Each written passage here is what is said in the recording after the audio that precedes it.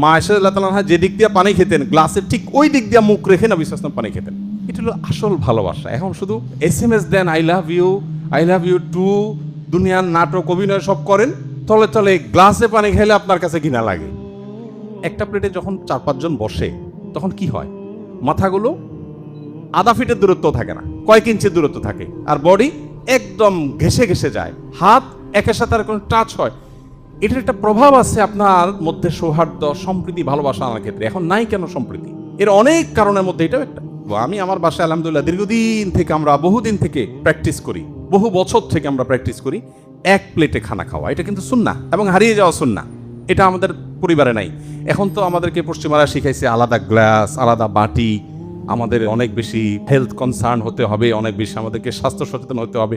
এসব করতে করতে এমন অবস্থা হয়েছে যে এখন স্বামীরও আলাদা গ্লাস, ওয়াইফেরও আলাদা গ্লাস। নবী করিম সাল্লাল্লাহু আলাইহি ওয়াসাল্লাম যে গ্লাস থেকে পানি খেতেন, মা আয়েশা রাদিয়াল্লাহু তাআলা আনহা যে দিক দিয়ে পানি খেতেন, গ্লাসের ঠিক ওই দিক দিয়ে মুখ রেখে নবী সাল্লাল্লাহু আলাইহি ওয়াসাল্লাম পানি খেতেন।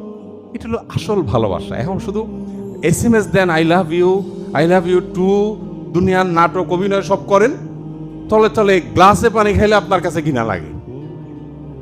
আর নবী করিম সাল্লাল্লাহু আলাইহি ওয়াসাল্লাম তার যে ভালোবাসা ছিল সেটা ছিল সবচেয়ে রিয়েল। যাই হোক, তো পরিবারের লোকদেরকে একসাথে এক টাইমে ম্যাক্সিমাম ফ্যামিলিতে এখন খাওয়া দাওয়া হয় না। ছেলে এক টাইমে খায়, বাপে এক টাইমে খায়। আমাদের বাসা আমরা চেষ্টা করি আলহামদুলিল্লাহ, দিনের বেলায় এক একজন এক এক জায়গায় থাকেও, ঠিক আছে, হয় না। রাতের বেলা সবাই একসাথে, সকালে নাস্তা সবাই একসাথে। সকাল নাস্তা সম্ভব না হয়, রাতেরটা মাস্ট, সবাই এক টাইমে এক প্লেটে খাবে।